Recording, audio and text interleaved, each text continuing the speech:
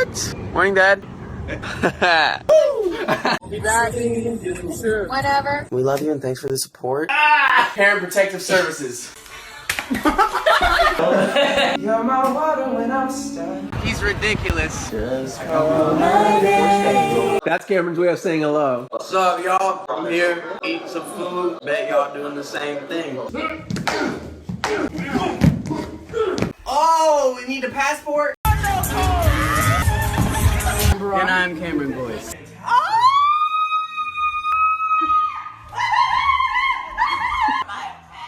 You didn't think you could have had this. Yeah. Today we'll be discussing the case of Cameron Boyce. It's July 2019. Cameron had just gotten home after spending the evening at dinner with his family. This was a normal night for him. He texted his dad about the Lakers, and he presumably went to bed right afterwards. Cameron had just recently moved out of his family home into a house with his two good co-actors and friends, and he was continuing to work on his craft, as many of you likely know him by the various movies and TV shows he had starred in over the years. He was doing very well for himself. Not only was he filming different roles and living outside of his family home for the first time, but he had been working on a lot of philanthropic projects as well. But despite his success and from the outside looking in, seeming like everything was going extremely well, what most people didn't know is that Cameron had been dealing with seizures and he was diagnosed with epilepsy. And on that very night of their dinner, he'd experienced his worst seizure yet. So bad, in fact, it was just the next day it was announced to the public that Cameron Boyce had passed away at the age of 20. When news of this broke, not only was the public in shock, but so was Cameron's family. Despite the diagnosis, he was overall healthy, and him unexpectedly passing away at this age was never something doctors had mentioned as a possibility or anything that had even crossed the family's mind. But it was after his family did some further investigation when they learned something that was truly unsettling. For all of those years of Cameron being diagnosed with epilepsy, there was one major complication doctors hadn't warned the family about. In fact, it's a complication many doctors have admittedly refused to bring up to patients, and a complication some doctors had never even heard of: sudden, unexpected death in epilepsy. Cameron's family would soon learn that this, unfortunately, is a reality for much more people than you'd think. And even scarier, they would learn that the true amount of these cases is something that historically, and even till this day, has been underreported on death certificates. But before we get into this case, just to introduce myself, my name is Petal Palmer, and on this channel I post anything medical, mysteries, and crime. If that is something that sounds interesting to you, please consider subscribing if you end up liking this video. Alright, let's get into this case. Cameron Boyce was born on Friday, May 28, 1999 in Los Angeles, California. He had a sister named Maya, who was 2 years younger, as well as parents Victor and Libby. Libby described that growing up, Cameron was very effervescent. She described how they used to always say he had pixie dust because of the energy he brought toward others. His dad, Victor, described how he was like a magnet who just drew happiness. His friends described that he had such an infectious and identifiable laugh, and all of his loved ones described how he was just the life of the party. They said he'd always get everybody dancing and singing, with Victor's sister, who was Cameron's aunt, specifically saying, quote, "The party didn't start until Cameron came in." This energy is something felt not just by his loved ones, but also by the fans he would soon have later in his childhood. From young, Cameron was described as being very kind and giving. Libby described that he was born a very special person, describing, quote, "He was very much an old soul.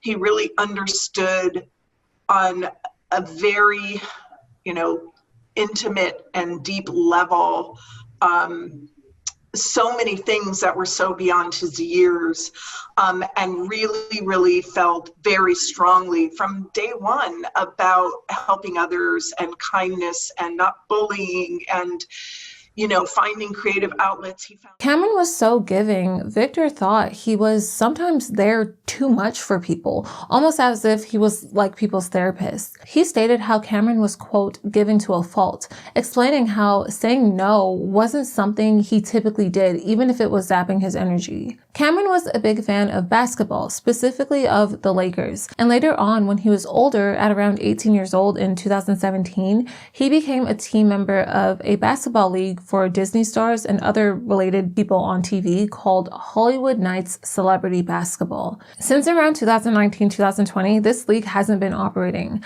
However, when it was and Cameron played a game, he would take off his jersey and throw it into the crowd because he found joy in sharing the moment with the people who appreciated and supported him.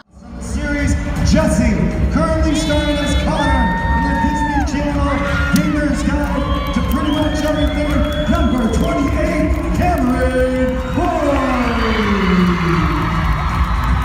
Likewise, he would always take pictures and would always talk to his fans in public. Victor even stated how if someone in public asked if they could take a picture with him, he'd say no, but can I take a picture with you? Libby further mentioned there were times he'd speak to kids with special needs and spend a lot of time with them. They described how there was a time there was a kid who had autism and kept running away and hiding during an event and wouldn't talk to anyone, including Cameron. So Cameron stopped what he was doing, approached him, and found a way to sit there and chat with him for an entire hour. Instances like this of Cameron weren't just described by his parents, but were described by many people who have ever been around him. This strong feeling of wanting to help others was almost similar to that of his grandmother, Joanne Allen Boyce, who was a renowned civil rights activist and member of the Clinton 12, which is actually a group of 12 Black students who were the first to be integrated into a previously all-white high school called Clinton High School in Clinton, Tennessee.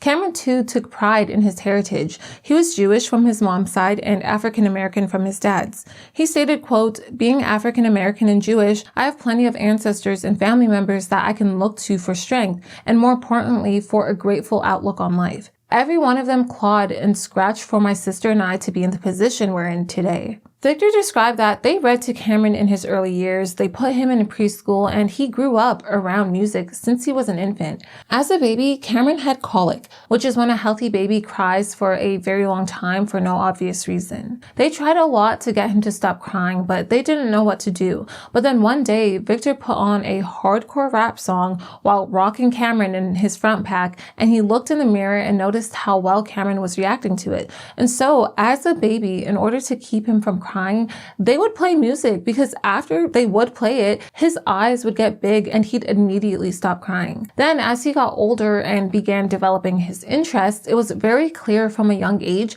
that Cameron was destined for success in the performing arts. His friend, actor Karan Barar, said that Cameron was the best, that he was very authentic on camera and off, and that his core essence was truly him. His friend, actress Sophie Reynolds, described how he would always dance out of nowhere, even without music, and he was always humming some kind of tune. He's not a performer. He was never putting on a performance. He just existed and people wanted to look at him.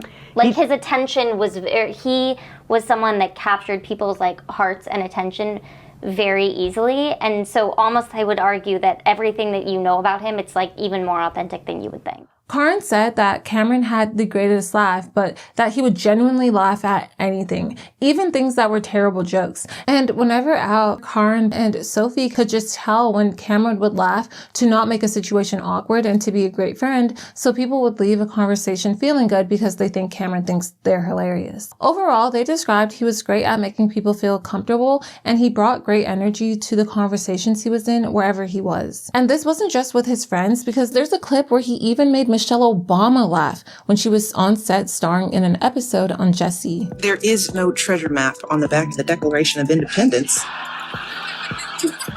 Or so you say. I made her laugh! Initially, his dad said he actually wanted to get Cameron into cycling because he himself is a cyclist. But one day he took Cameron on a cycling ride and he actually didn't enjoy it. He didn't like wearing the tight clothes they had to wear. And even though he was pretty good at it, it wasn't something that he was into. Some things he was interested in, though, that were similar to his father were basketball and music. But even still, it was described that Cameron just showed characteristics that were very unique and creative, and he was truly always an artist. Victor described that when he himself was a child, he liked Hot Wheels, and because of this, he decided to buy some for Cameron. The thing is, instead of playing with the Hot Wheels by riding them, Cameron would arrange them in the order of their color, and this was his way of playing with them. And this wasn't all. One day when Cameron was about 4 or 5 years old, his parents went to pick him up at preschool, and while doing this, the staff was like to the parents, like, hey, we're having a dance recital, you should come see it. The students had a dance teacher that came in once a week that the parents didn't even know about, as it was a surprise for them. But when they went, it was absolutely amazing. Victor described that Cameron was just shining on stage. He stood out so much compared to the other kids. Most of the other kids weren't really into it, but Cameron was absolutely loving and enjoying every second of it. It got to a point where the kids just stopped what they were doing and were just watching Cameron dance. And from that point on, dance became a significant interest of Cameron's. His creative interests initially were a surprise to his parents, especially considering they weren't in the industry themselves. But his parents saw this joy he had with performing, and he was leading the dance recital so naturally that they decided to take him to dance lessons at a dance place in North Hollywood called the Millennium Dance Complex. This is a place a lot of famous dancers had practiced at, and you might have even seen it today in dance videos posted online. When Cameron got there, he immediately hopped right into the kids group there. He was naturally very coordinated, and interesting fact, despite him actually having scoliosis, which is a side-to-side curve of the spine, which could make actions like dancing more difficult, he eventually could do flips and all kinds of other stuff. His parents described that he was very observant. He would watch what was going on around him in the world, but a lot of the time he wouldn't participate. At first, this concerned the parents to see he wasn't participating in some things, but they realized he was just very intentional and was one of those kids who didn't participate in things until he was at 100%. And this class was only the start, because it was then from the age of 5 to 12 years old where Cameron was classically training, spending hours in the dance studio, enjoying his time practicing his craft. At Millennium, a lot of the kids were involved in commercials and acting, and because of this, Cameron wanted to try doing this himself. His parents thought he might as well try it and started looking into what they could do to get that done. He had never previously done acting classes, yet his acting career took off very quickly. His dad, Victor, said that he was, quote, taking time off work and getting parking tickets, going to auditions, which to him felt like forever as he wasn't used to missing work and navigating the industry. But they didn't really have to do much for Cameron to start booking, because it took only about 6 months from when Cameron started for him to book something, which is huge as it can take people years before they get anything. The first job Cameron ever booked was a Disney print ad for a Halloween calendar. But get this, one kid who was also supposed to be in it wasn't cooperating with the shoot, so they actually had Cameron do that kid's part also. So he had a double role for his first ever booking and made about $1,200 US from this, which is equivalent to about $2,000 US today in 2026. At this shoot, he was wearing a Halloween costume and he got to jump on a trampoline, and he had so much fun doing this and just loved it so much. From then on, he just kept pursuing it and didn't stop. There was one time Victor remembered he and Cameron were on the freeway on their way to another shoot for a print ad, and they were stuck in traffic. Cameron asked Victor, like, Dad, like, where are all these people going? And Victor told him they're going to work. But then this was to which Cameron replied, I'm glad we don't have to go to work. He enjoyed it so much, he didn't even feel like he was doing a job,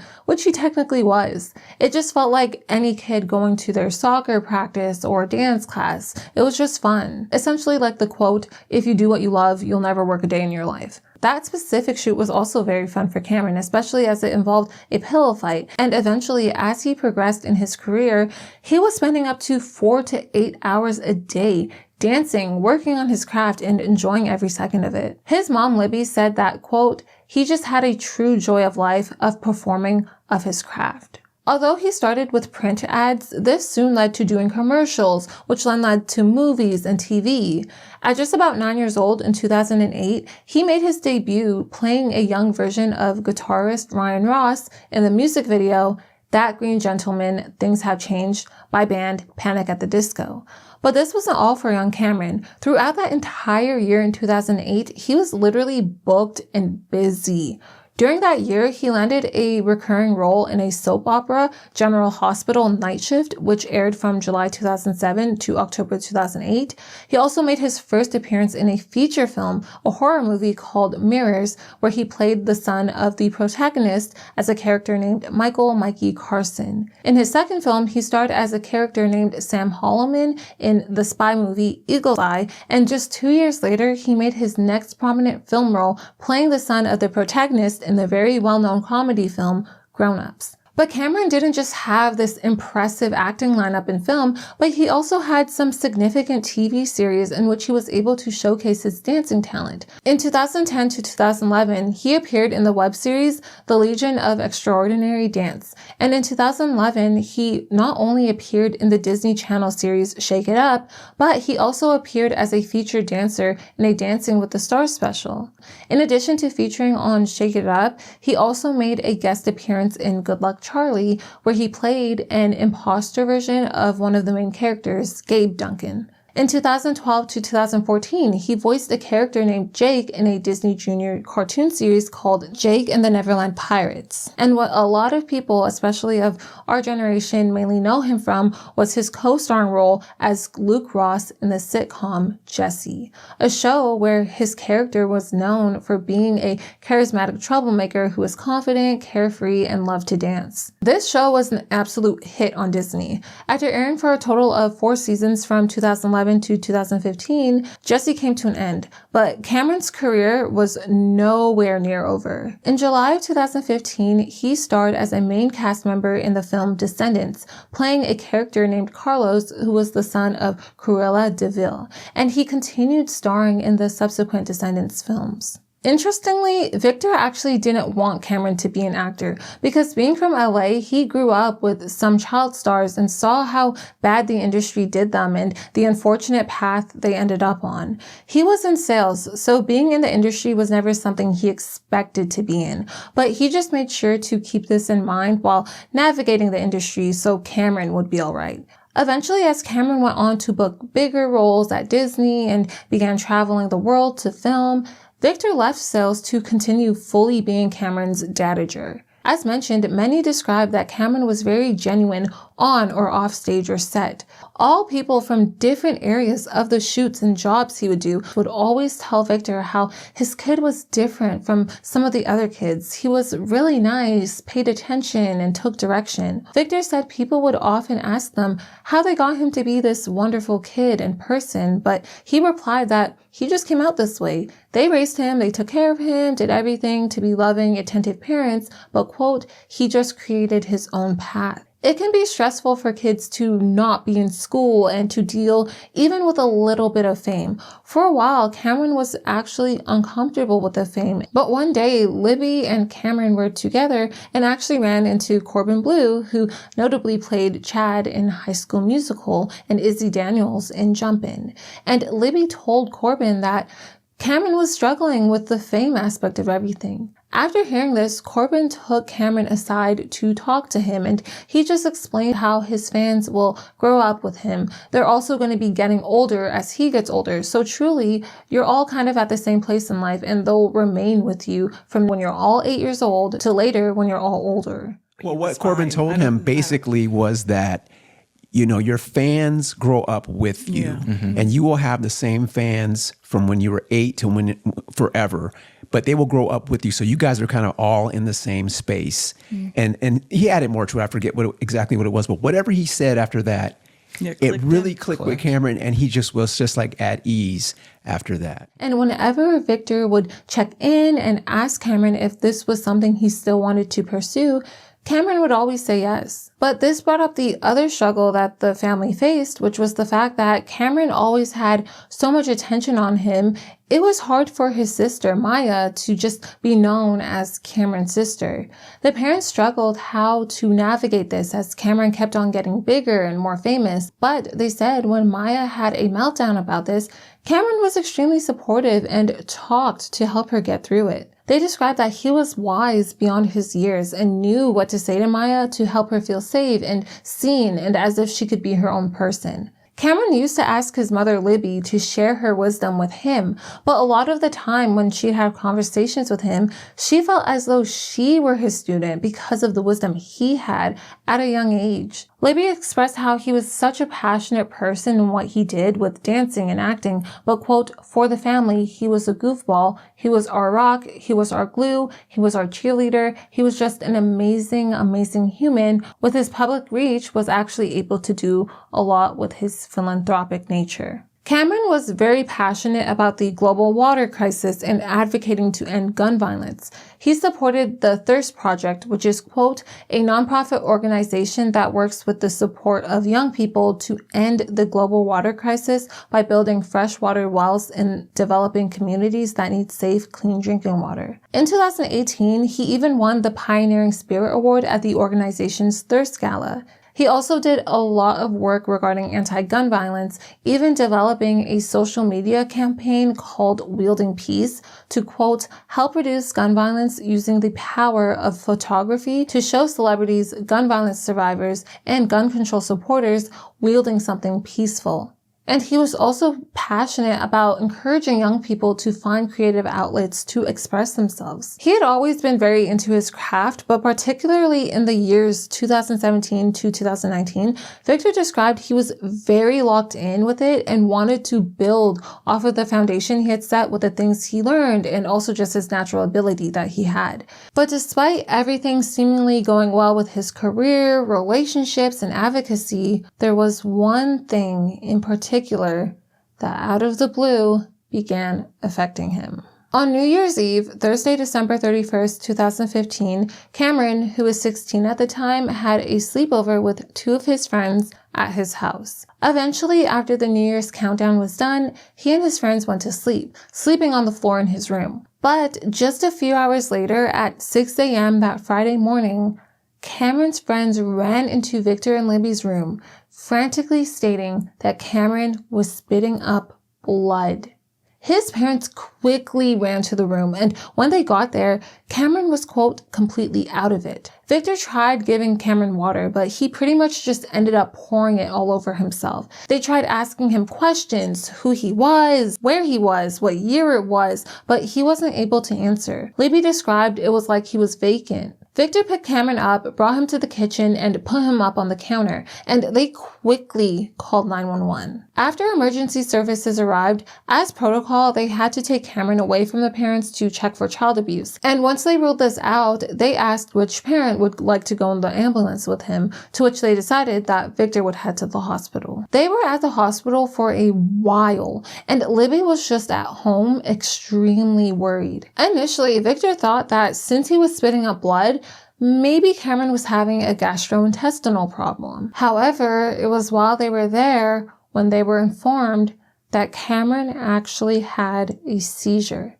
This is, quote, a sudden burst of electrical activity in the brain. It can cause changes in behavior, movements, feelings, and levels of consciousness. They learned that he wasn't spitting up blood, but rather was bleeding from biting his tongue during the seizure. With this, Victor was really glad Cameron's friends were over, because who knows the physical damage that could have happened had Cameron just been in there alone. But nonetheless, the family was completely blindsided. Victor was just confused on how Cameron could have had a seizure. He knew what a seizure was, but he didn't know anyone who's ever had a seizure. So to his knowledge, at that time, he thought in order to have a seizure, there would have had to be a trigger like flashing lights, for example. Epilepsy is defined as, quote, a long-term condition that causes seizures due to unusual electrical activity in your brain.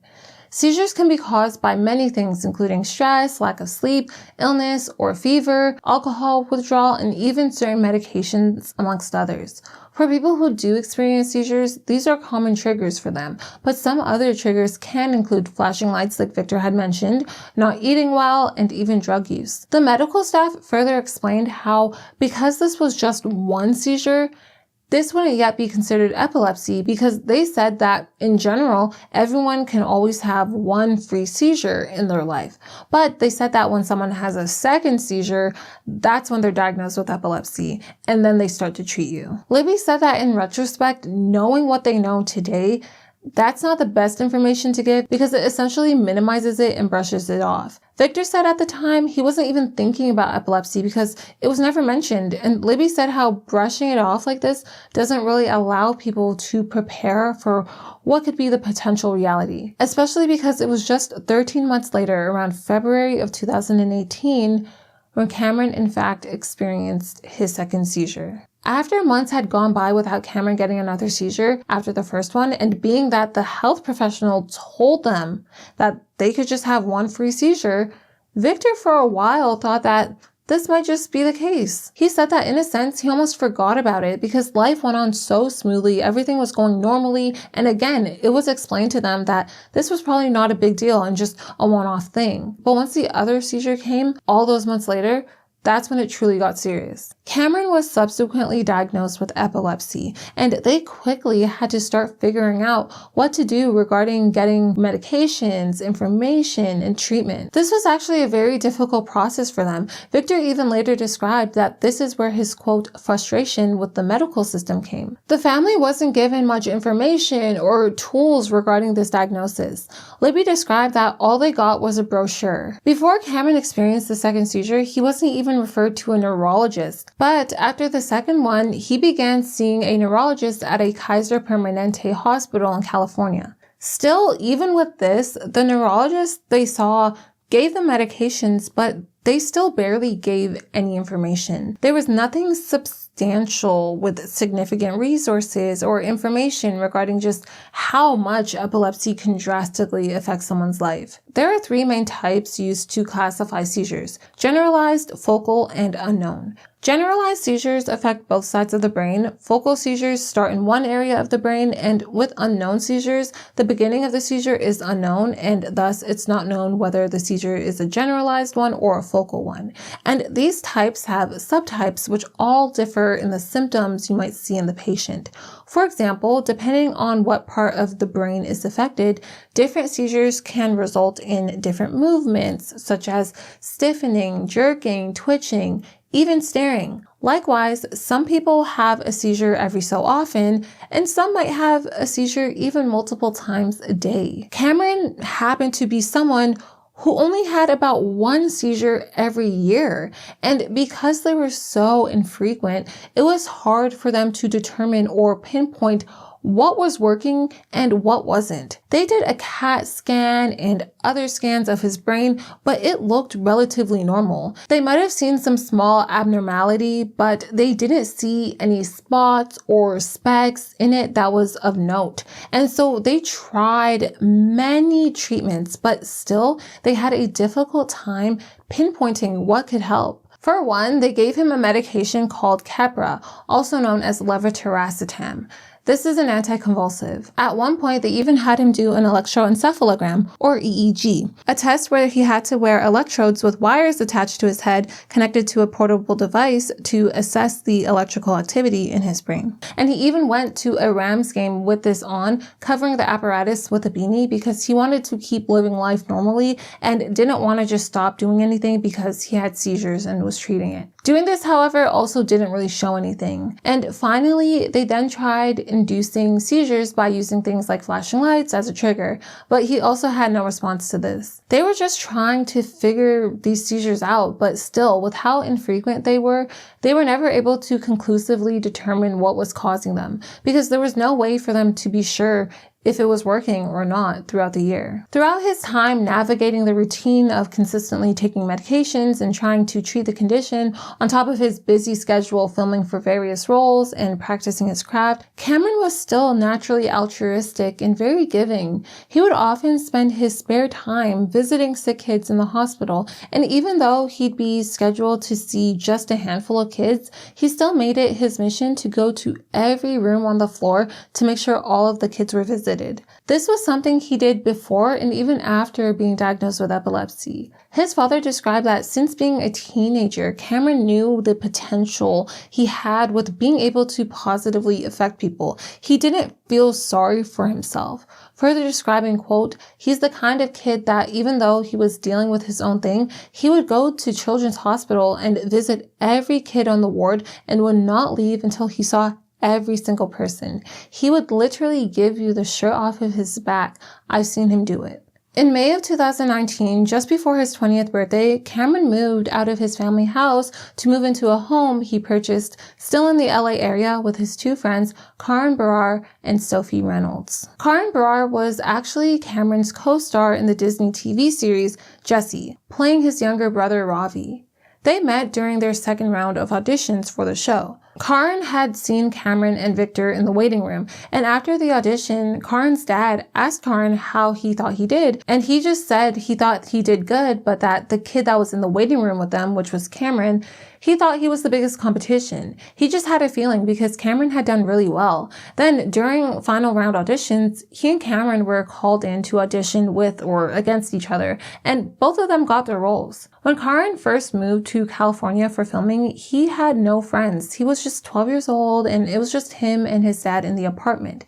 That being said, they lived in the same neighborhood as Cameron's family, and immediately after finding this out, Cameron was like, we should hang out after work. When Karan went over to their house, he initially thought that Cameron, Victor, and Libby would get sick of him and want him to go home. But in reality, they always wanted Karan around. He brought up an example of a time they were going out to dinner and Karan thought that they were kicking him out so they could go. But in reality, when they said, were you going to dinner? They meant we're all going to dinner because they wanted him to come. All in all, Cameron was Karan's first friend in LA and they have remained close ever since. Their other roommate, Sophie Reynolds, was also a co-star of Cameron's in the Disney XD comedy TV series Gamer's Guide to Pretty Much Everything.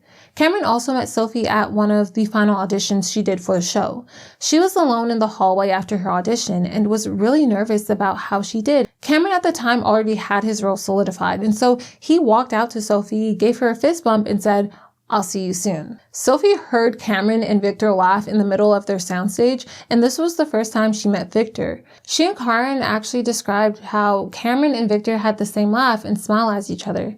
They further said that Victor and Libby were a very arms-open, welcoming family, and that their home felt warm and safe. As mentioned, his friends described how Cameron was always in his own world dancing. Sophie said that she too grew up dancing her whole life, and so she and Cameron always bonded with deep dives about music and dance. They said how Cameron never judged others for being bad dancers or being cringy, and it was by the help of Cameron he and Sophie were able to get Karan to dance a lot, as they made it a mission of theirs. Once Cameron began working with Sophie, he thought she was really cool, so he had Sophie and Karan meet each other for all three of them to hang out. They all were about 15, 16 at the time, and ever since then, the trio was inseparable. Moving in together was another step in growing this strong bond they had. This was a point in Cameron's life where he was transitioning from being a Disney actor to being an actual mainstream actor, because something known in the industry and Hollywood acting space is that they don't really take Disney actors seriously. Once you're done with Disney as a child actor, it's not easy just breaking out into mainstream roles. Gamer's Guide got canceled in January of 2017, and Victor described that this was the first time Cameron struggled to get booked. He went through that rough patch of starting again and essentially re-establishing himself as an actor. But just as he had done before when he was younger, once he did start booking again, he was back on a roll. He booked a role on an HBO comedy series called Mrs. Fletcher, and then a drama thriller called Runt.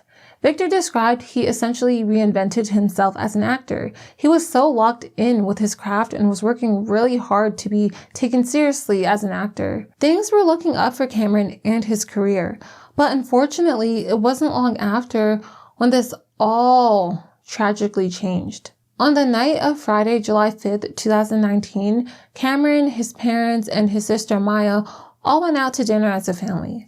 With everyone's busy schedule at the time, they weren't always able to get together as a family, but after his mother called him that Friday asking him about his plans for the night and suggesting they should have dinner, he said of course and got ready to meet with his family. Now, on that very day, just north to northeast of LA, there was an earthquake in a town called Ridgecrest, California.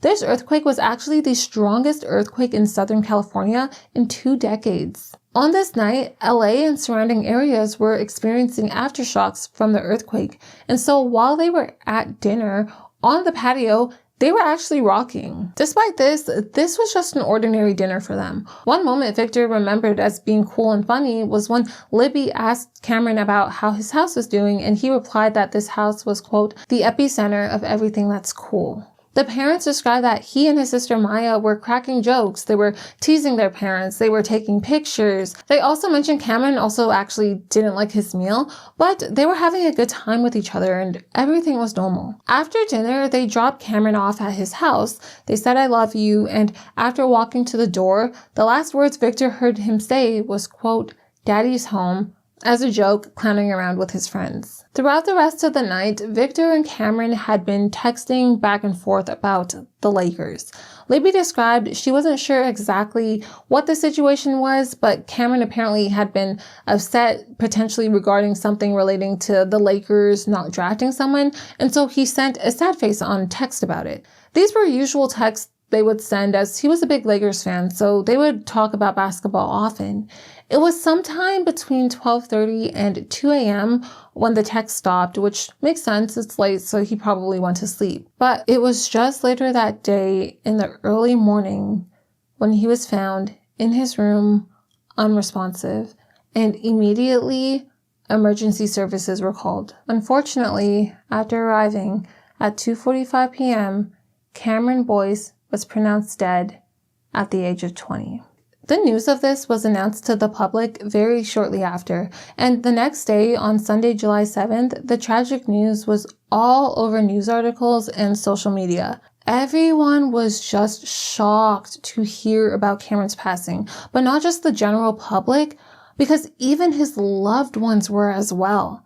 2 days after he passed, on Monday, July 8th, an autopsy was performed. Initially, it states that, quote, the cause and manner of death were deferred, but then they did some additional testing and determined that what he actually passed away from was something called sudden unexpected death in epilepsy, or SUDEP.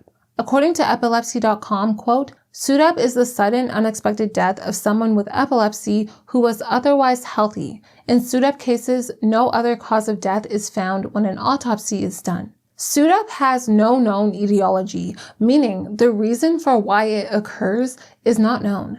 But what is understood is that it's not the seizure that causes the person to pass away, but rather it's something that occurs as a result of the seizure. Possible causes of SUDEP that researchers are currently looking into include problems with breathing, heart rhythm, and brain function, as well as a combination of two or more of those causes. Researchers also have been looking into SUDEP in relation to circadian rhythm. Circadian rhythm is your body's natural 24-hour clock, which keeps your body operating on a healthy wake-sleep cycle.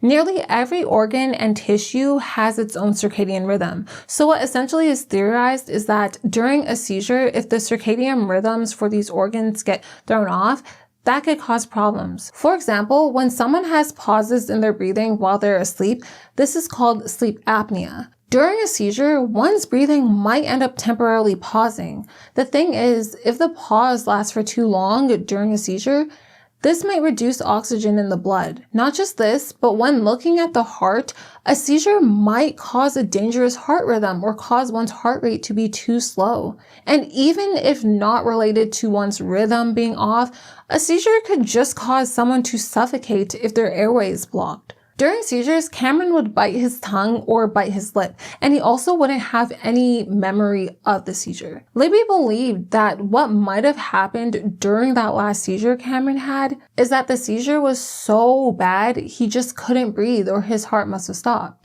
Numbers suggest that approximately 1 in 1,000 people with epilepsy pass away from SUDEP each year, with the risk being especially high for those with uncontrolled epilepsy at 1 in 150. And it's actually the leading cause of death in people with uncontrolled seizures. However, his family and loved ones didn't know, nor had they been told about SUDEP until that very day when the coroner told them that's what happened. And they would go on to learn that it's not uncommon for patients and families to be left in the dark about this. In October of 2020, a little over a year after Cameron had passed, Libby featured on episode 51 of a bi-weekly podcast produced by Cure Epilepsy called Seizing Life. This interview was hosted by writer, speaker, and Cure Epilepsy board member Kelly Cervantes, and it also featured another guest named Jessica Brandes, whose 8-year-old son, Wiley, had passed away from SUDEP. In this episode, they discussed how the incidence of SUDEP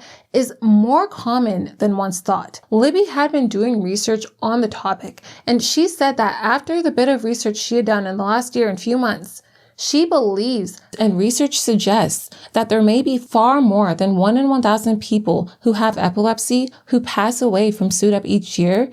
It's just that it's underreported. The problem with SUDEP is that it's a diagnosis of exclusion, meaning there is no positive evidence that directly determines that it caused a death. A seizure is a functional disruption of the electrical activity in the brain, as opposed to a structural or physical condition that leaves distinct, visible damage to the body, or at least directly. SUDEP can only be determined after a thorough investigation rules out all of the other possible causes and is unable to identify any other anatomical or toxicological cause of death. Libby described how oftentimes some people either don't get an autopsy performed for them, or the coroner or a medical examiner don't report SUDEP as the cause of the patient's death. It stated that it's apparently heavily underreported because it takes more work to assess that a person has passed secondary to epilepsy. Thus, it's easier for a coroner to say it was a pulmonary or a heart issue, because while yes, that was the direct cause of the person passing away,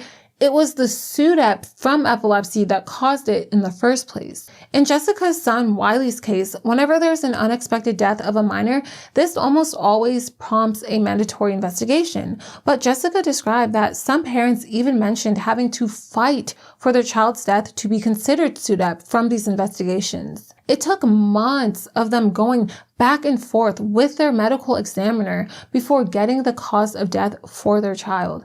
And because of the fight she had to do just to get the death properly reported, she also believes that the number is higher than 1 in 1,000. Libby worked for LA County, so this allowed her to have some help in making sure the coroner truly reviewed the case closely. But in other cases of SUDEP, this isn't the reality. Victor too described how the true numbers of death from SUDEP is not known because of the lack of them being reported as that. When diagnosed, Cameron's family knew the seizures would be a part of his life, but with it being so infrequent, they thought they could manage it. The urgency wasn't really there because they weren't given that information about the condition and the tools to properly prepare for it.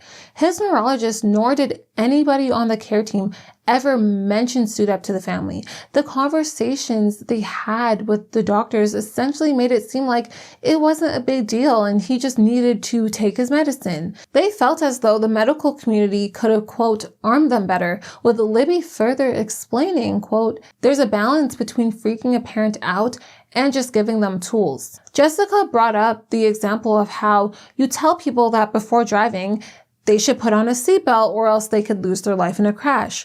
While it's unfortunate and unlikely, it's still a possibility. Even without knowing they could crash and lose their life while driving, people still get in cars and drive nonetheless. So when it comes to epilepsy, people and families are also going to be continuing to deal with epilepsy, but they should still be given all of the information about what could occur, the same way we know when driving we could possibly crash. She also described being informed would have given them the chance to advocate for their child and look into things like monitoring devices, whether it works or not. Being able to have the option to invest time to look into it at the very least would have given them a chance and likely prevent a lot of what ifs. Libby believes there should be some sort of standardized way of giving families these tools and also give them a way to understand that the condition could be fatal.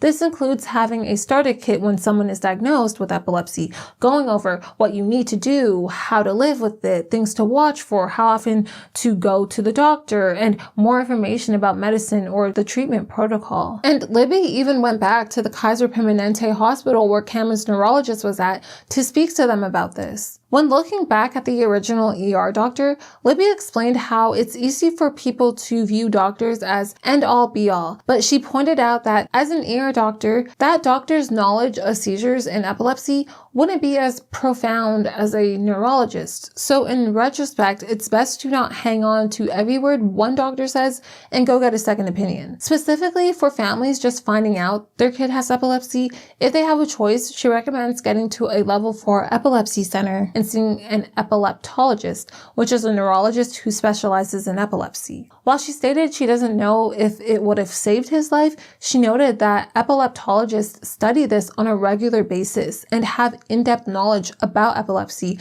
whereas a neurologist who doesn't specialize in epilepsy may or may not have that in-depth knowledge. So if she knew what she knew now back then, she said that's what she would have done. And she encourages others, even on your own part, taking the time to learn about the condition, keeping a journal, figuring out triggers, and just mapping everything out. And even if there's medical professionals who tell you it's not serious, you need to know that it is. While she says the medical community should be obligated to have informative conversations, she emphasizes how important it is also to take it seriously and be your biggest advocate. And I think for us, it's really important that we share our story and that we help doctors, hopefully, who are listening, and people who are living with epilepsy to get information and to share information. You can be armed with information, and you can, change whatever issues you need to. If you have triggers, there's so much information that's important to note. And, I don't know that had we had any particular information about Cameron that it would have changed the situation, but I do feel like it's so important that people who are living with epilepsy or any chronic issue get armed with information. They need that. And you want to know? In general, this brought up a very big problem regarding education about SUDEP, not just for patients, but for the medical community. In January of 2020, Cameron's parents featured in an episode on The Doctors, and Dr. Travis Stork, alongside the other physicians on the show, explained how when they went to medical school, SUDEP wasn't something that was talked about, and apparently some physicians had never even heard of it. A study which assessed 173 adult patients with epilepsy found that 65.4% of neurologists rarely or never discussed SUDEP with patients, 57.7% justified not discussing SUDEP with patients because the information could affect their quality of life, and 73.1% of neurologists were considered as having insufficient knowledge of SUDEP. And of this group, 84.4% of patients had never even heard of SUDEP. So the problem is not just that patients are unaware, but physicians might be too. With how infrequent his seizures were, before Cameron passed, they weren't really as involved in the epilepsy community. Being that he was a mature young adult, the family was also sort of taking Cameron's lead on the situation. About 6 months before he passed, Libby and Cameron actually had a conversation where she told him she was thinking they should maybe change his neurologist. But Cameron told her he's good, that he has a sense whenever he's gonna have a seizure, and that he's also been doing his due diligence, staying hydrated and taking his medication. So she didn't press further. Even though Libby knows that there's a good chance that even had she did something, it likely wouldn't have changed the outcome, she said she still beats herself up for not doing something then. And it was true that he was doing everything he could. In fact, during the medical examination after he passed, one of the things they found in his blood was Keppra, the medication he was doing. So it was clear that he was diligent with his treatment plan. It's just that currently there's no way to know if SUDEP is going to occur. And nonetheless, no matter what anyone does, the outcome still would have not really been avoidable, because she described if you're not having seizures, they don't end up changing your medication or changing anything at all, with her saying, quote, "It's a catch-22 for people in our situation." The parents said that everything regarding Cameron's experience with epilepsy that they thought was positive, in actuality was negative. As Libby worked for LA County, she would often read medical records of people who were homeless in LA, experiencing substance use while having seizure disorder. She said that part of them being, quote, lulled had to do with the fact that a lot of the people whose records she'd read would have multiple seizures a day. Cameron only ever had 5 total seizures in his life. So she thought he must have been fine because he'd only have one every year or so. In addition to thinking having less seizures was a positive, Libby also believed that since he had them in his sleep, he had to have been safe. Because in her mind, if you're asleep, you wouldn't be seizing in a dangerous spot like stairs while swimming or driving because you'd be in a controlled, safe environment. All 5 seizures Cameron had were in his sleep, but what they learned after he passed was that having seizures in your sleep is actually more commonly associated with people passing away from SUDEP. Libby said that if she thought he could die from a seizure, she would have never let him out of her sight, which she said would have been awful for him. Victor described that ultimately Cameron had all the typical markers of someone who was susceptible or had a high risk for SUDEP. For one, males have a higher risk than females. He was between the age of 20 to 40, which is the age group that studies have indicated has the highest risk of SUDEP. He had a lot on his plate. For example, first year of college, moving out the house. So this could have been causing stress. And lastly, he was an active young man, working hard, hanging out with friends, practicing his craft, etc. So he might have not been able to get good sleep. He didn't mention whether Cameron did this, but another example Victor mentioned was sleeping on your stomach, as researchers have found an association between the two, but they're still unsure the reason for it. Victor further stated that one of the researchers the Boyce family would eventually go on to give a grant to for research actually is working on figuring out that correlation. The grieving process for Cameron's family and loved ones, understandably, was not an easy time. Victor described, "It's not cliche to say you never know. You never know. You never know. It's not cliche to say. I used to, when it's somebody else, you always feel bad, but until it hits you, God, you just can't understand it." It was almost like I left my body. Yeah. It was like, I said it once before, and it still kind of feels this way. I kept waiting to wake up from a nightmare. Yeah. Like I just wouldn't accept that it was real. They first saw a therapist, but Victor said that at the time it did nothing for him. It made him more sad and it wasn't helpful for him. Libby, on the other hand, got involved and connected with multiple support groups, which kind of helped for her. Libby described that her whole work and life involved solving problems, but Cameron's passing wasn't just anything that could be solved with her usual problem-solving methods. For 6 months to a year, she kept trying to problem solve how to get through this situation. But in the second year, she realized there's no solution, therapist, support group, distraction to solve this. Victor said how he didn't want to feel guilty for being able to enjoy his life, but it felt like that sometimes. And Libby knew that Cameron would want his family to continue living and loving one another. They just wanted to be able to turn this tragedy into something positive, and with this, they started living more intentionally. Libby was able to find help with grief through her support group. Victor was able to find help through his cycling group, who he was very close with. They began adopting dogs, and they were able to experience the importance of community. Being that Cameron was famous, while they understood people had good intentions, they found it hard having people always giving condolences whenever they'd see them, as it was overwhelming and kind of just created this constant sadness. They described that while people don't have to be dismissive of him, it's instead best if they mention Cameron without mentioning sadness, saying something good about Cameron if they approach them. And they ensured to continue Cameron's legacy and all the good he was doing in the world. Within the week after Cameron passed, family, friends, and loved ones all came together to try thinking about what they can do to remember Cameron and keep his message alive. At the Boyce family home, they all sat around the kitchen table discussing their plans for this. And this is when they ultimately came up with the idea to start the Cameron Boyce Foundation. They officially announced the launch of the foundation on Monday, July 15th, 2019, just 9 days after Cameron passed, with Victor posting in a tweet, quote, "Let's not talk about it, let's be about it. Let's do good as Cameron would. Let's keep his legacy alive."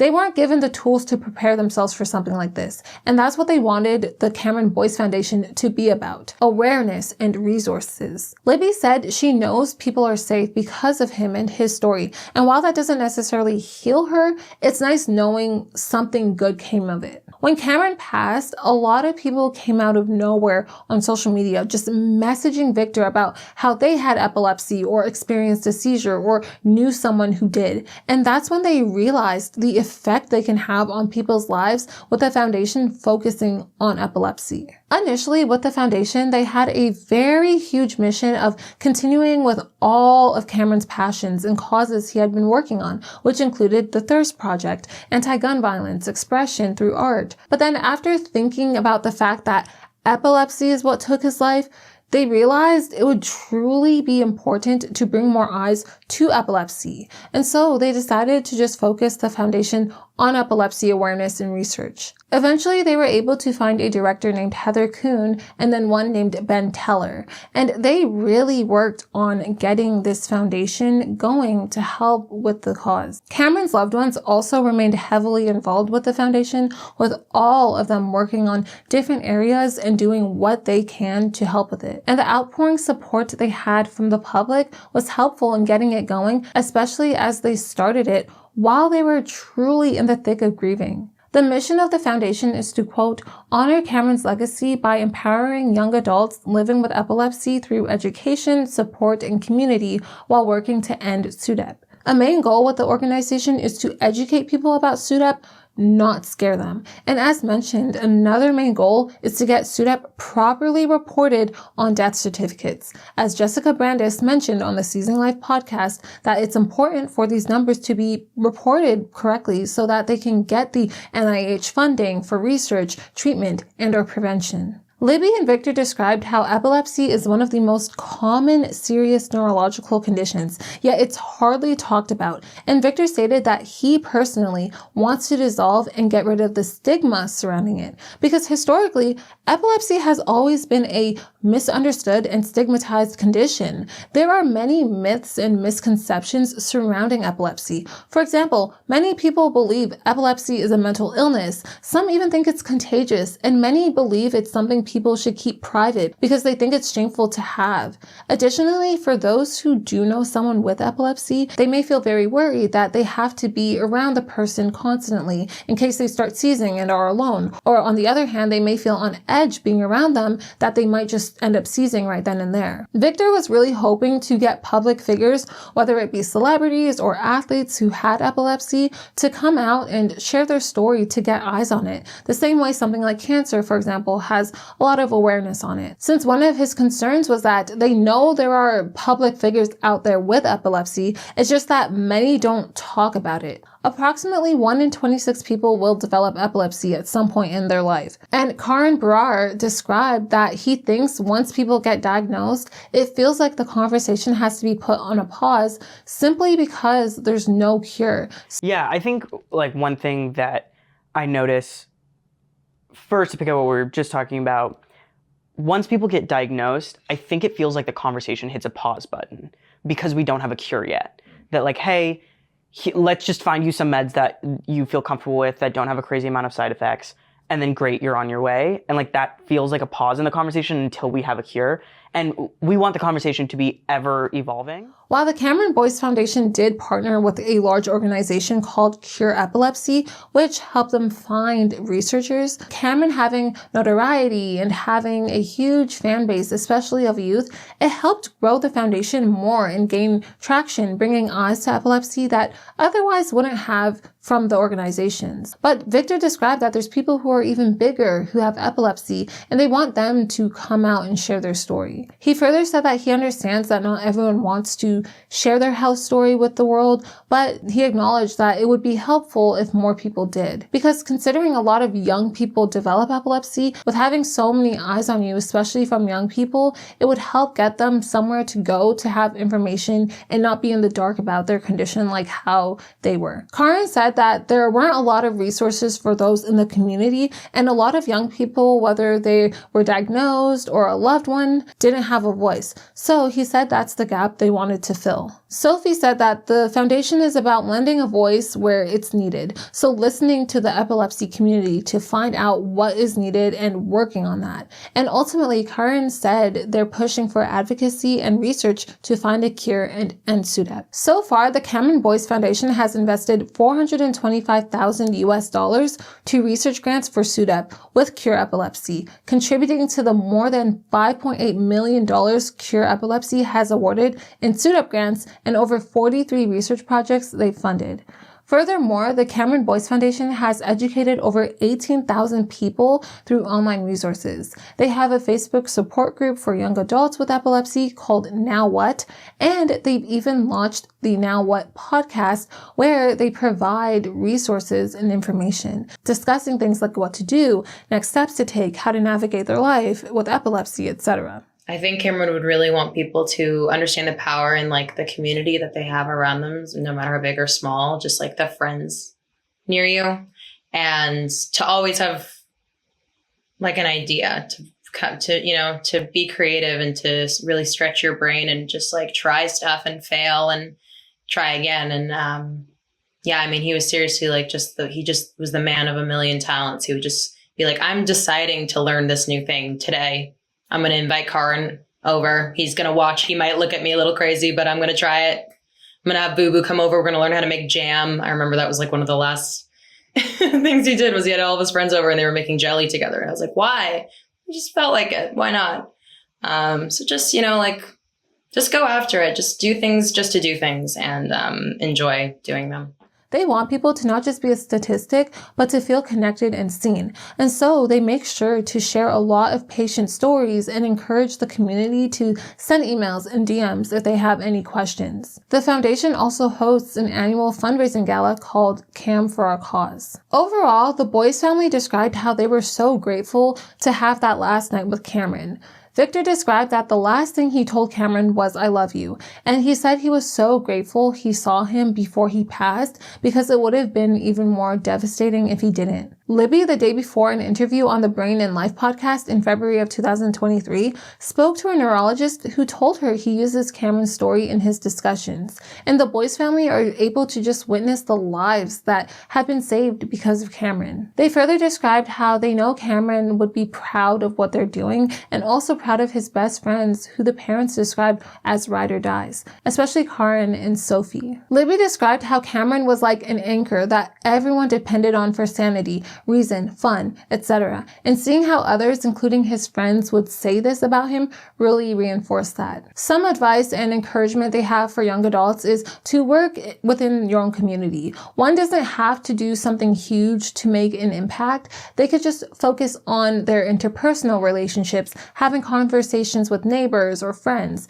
You don't have to think too far into the future and let it get you down about not doing enough, because doing anything is better than doing nothing. Karen described that the willingness to want to do better will take you far, and that overall, micro changes lead to macro ones. It's clear that Cameron was very loved, not just by his family and friends, but also by all of his fans and anyone who's been able to come across him in life. The impact he has left while he was alive and even now is huge, and his story will continue to be very important in spreading the word about SUDEP and epilepsy. As Cameron once said in his speech accepting the Pioneering Spirit Award at the Thirst Project Gala, we all go, and I hope that all of you really think about what it is that you want to leave. We all have material things. We all have things that we own, that we like, and we treat ourselves and all that stuff. But what you leave should be bigger than you, and I really believe that. Yeah.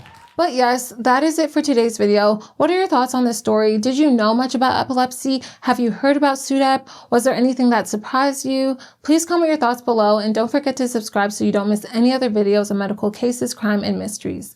Bye now.